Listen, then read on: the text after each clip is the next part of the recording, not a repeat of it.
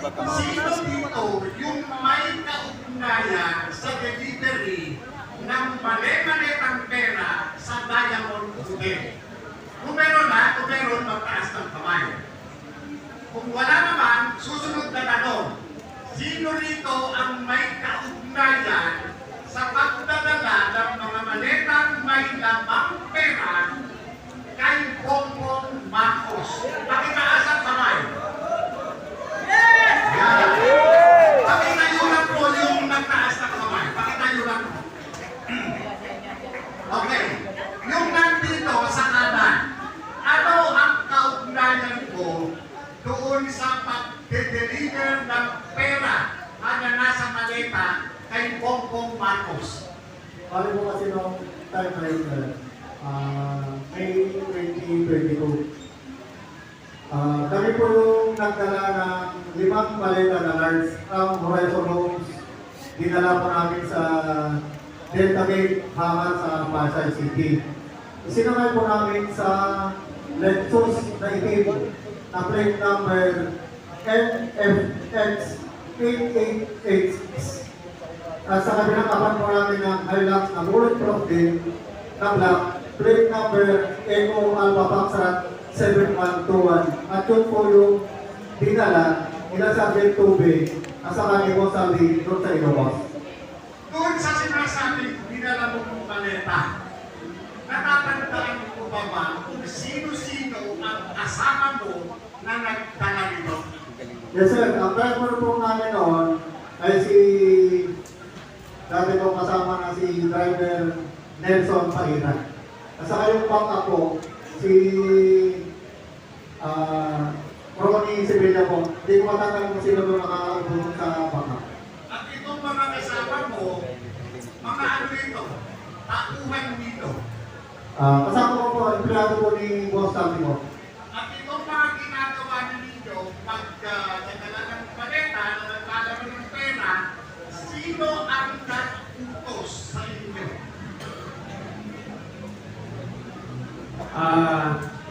Sir, ako yung kasama ni Kong Sandy na nagdala doon sa Ilocos Norte sa Kaway. Ulitin na naman, sino ang nag-utos sa pagdadala ng paleta?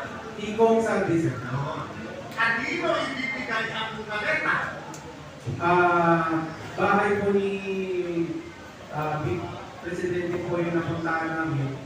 Pero nag-receive po ng pera doon ay si Sandro. Pero after nung gabi, nagtila po sila ni Kong Sandy with BBM and First Lady.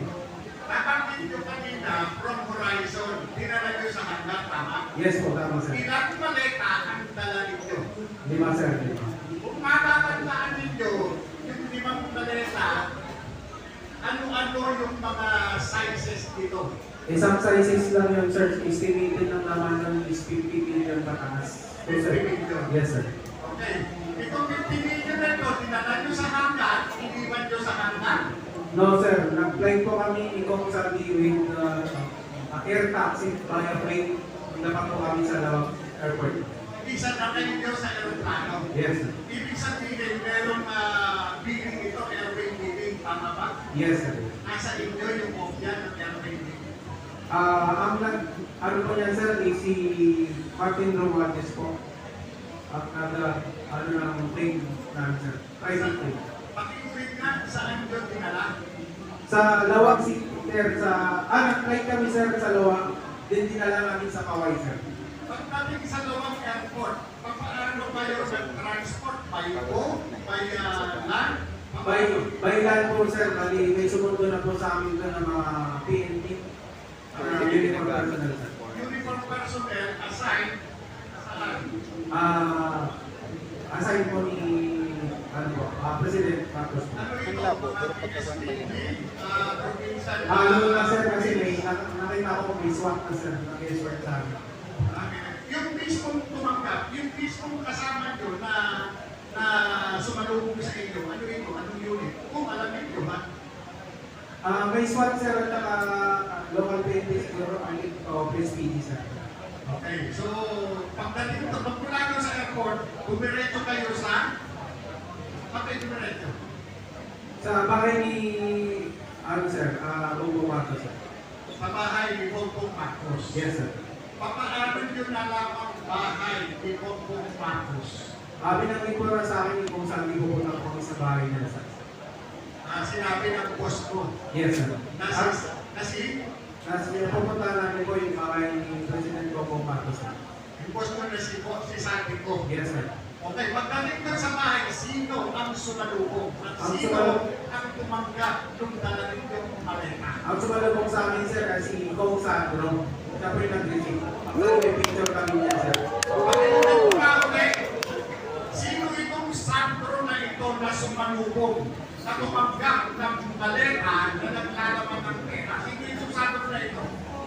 Congressman Sandro Marcos po, anak po ni President Bongbong Marcos. Pagkaano ka naman na nakasiguro na itong tumanggap ng maletang daladala nito mula Maynila ay itong si Congressman Sandro Marcos? Sir, may picture po kami ni Kong Sandro po sa bahay. Maliban kung sa sinasabi ng delivery, ilang ulit kayong nagdala ng pera Isang beses lang po kami nagdala ng pera sa bahay.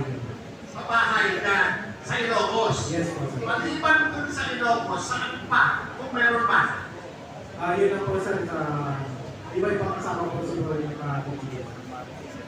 Maliban sa iyo, sino-sino pa ang nagkaroon ng pagkakataon na mautusan ni Congressman Santiago na magdala ng maletang naglalaman ng pera dito kay Bongbong Marcos? Pakitaas ang kamay.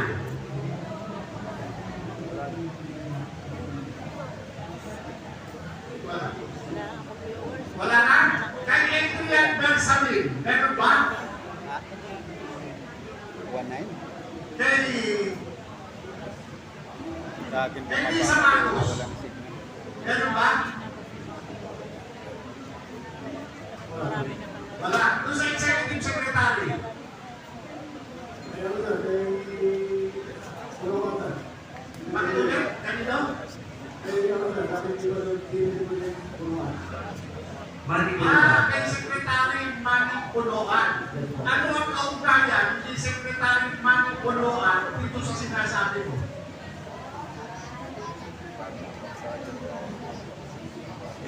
Hirap sila. Siya sir, yung nag-deliver. Kasi siya lang po yung nag-deliver. Nakasira yung Nasa siya. Sorry, no? Maliban ko kay Manny Puloan, mayroon pang senador, ha? Na nagkaroon kayo ng pagkakataon na mautusan na magdala ng maleta? Meron ba? Taas ang kamay. Sir, sa kay Senador Tito Soto. Kaya nasa lumangkit na. Meron? Senador Tito Soto. Andyan yung slide, no? Ate, mamaya. Kaya Senator Tito Soto. Ay, kanina. Ayun. Pag-ipaya siya. Magkano? Search may itong kay Senador Tito Soto, hindi ikaw yung nag-deliver ka, di ba? Tama? Bali, advance party kami sir sa team namin. May advance party, may close-in, may marketing. So, kami yung team advance sa time natin sir. Nagdala ka ng maleta. Bali, kami yung una sa building na secure. Tama. Ngayon, pagdating ng puno ni Boss Aldi ko, na ako nag-guide sa baba sa business. Tapos, di naman ang grupo Hindi ko alam nakapatong yan dito. Di ba? malita. Tapos sila ni Boss, bakit sa elevator, kinupit na lang malita, Tinulungan mo. Yung kasama ni Congressman Sandy ko at that time, active police officer. yung school niya na si Police Major Carmelo Dichoso. Dichoso. Saka yung na si Police Rada. Ito bang si Dichoso, si Major Dichoso, active pa no? Okay din sa Facebook. Active pa, anong bayawin naman yun? Facebook na nga lang po natin sa Facebook. SBK. Pero ngayon, Hindi ko na monitor siya kung kasi marami sa natin. Napapatong yung ito yung sinasabi na security officer itong si Congressman Santiago Opo, sir. Ito rin ba yung kaparehong tao na kasama doon sa nagdala di umano ng maleta sa tanggapan ni Tito Soto? Opo, sir. Kasi kasama siya doon sa convoy. Siya yung close friend ni boss. Siya yung isko. Saka kasama siya sa elevator truck. Meron akong gustong linawin dahil mayroon akong napanood na ayon dito kay Senator Tito Soto na hindi umano kasya yung limousine doon sa parking ng building kung saan yung sinasabi ko na umikot pa. Ano ba yung totoo nun? Yung dumiretso sa labas? Umikot doon sa Kasi yung sa site noon, sa picture, yun ang entrance po ng lobby. Tapos sa sunod, yun yung papuntang basement. May video ako niyan, sinip ko dun sa driver, sabi ko, kasi ako ito. Yung service kaibigan, GMC, yung bulletproof na GMC. Ibig sabihin, so ito no, dahil kakaroon ko yung video, yung nagpapaliwanag si Senator Soto at sinabi nga niya, wala siyang mark na executive assistant at yung sinasabi niya, yung kanyang naging executive assistant ay matagal ng patay. Ngayon, inulit ko yung yung testimonial ko at doon ko nakita na itong sinasabi kong Mark ay Mark Tigsay. Mark Tigsay. Tama ba? Tama. Ngayon, balik ulit tayo kung sa sinasabi kong paleta. Ilang paleta yung pinala kung sa sinasabi ninyong building, building di umano, Tito Soto. 5, sir, 5. Di ba? Ano ito, magkakapareho ng laki? Opo, large. So kung ito large, naglalaman ito ng 70 billion, 70 billion, tama ba? Opo, sir, sa estimated na naman niya. Kung ito ay 5, meron 350 billion. 50 to 70, pero yung laman nun, 48 lang sir na estimation. Meron ba sa inyong nasabi itong ako nito? Marami akong video na sinend kung sa'yo, para saan tinignan mo. yung dala-dala ninyong pera? Dahil nga sinasabi nito si Tito Soto na wala siyang pwesto nung mga panahon na yun. Civilian siya. Yung time na yun, sir, may picture ako, April 24, 2025. Na nakita niyo sa site na yun, sir. Okay. Yan si Loven Manila, yung advance team ko. Ito nakatayo na ito. So ito yung building. Yung sa yan, sa entrance papuntang lobby. Okay. Elevator. Dito ba tumaan sila? Hindi po, dun sa lobby Sa baba. Sa baba. So itong building na to, anong floor? Kung alam mo anong floor yung natanggapan ni Tito Soto dyan sa building niya? Dalawang everything and then sir, fourth floor, sa aking sa dito, Fourth floor. Noong dinala nito yung maleta, nakarating ba sa kaalaman mo na itong maletang ito ay naibigay kay Tito Soto? Kung meron na. Oo sir, kasi kasama po si Bosal dito na umakyat sa opisina. Kasama ka.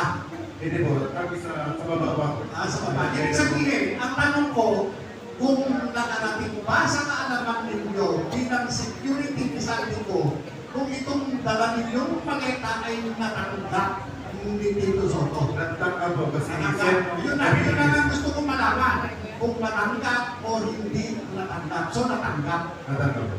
Sabi natanggap. Ngayon, maliban doon sa delivery na yun, naulit pa yun.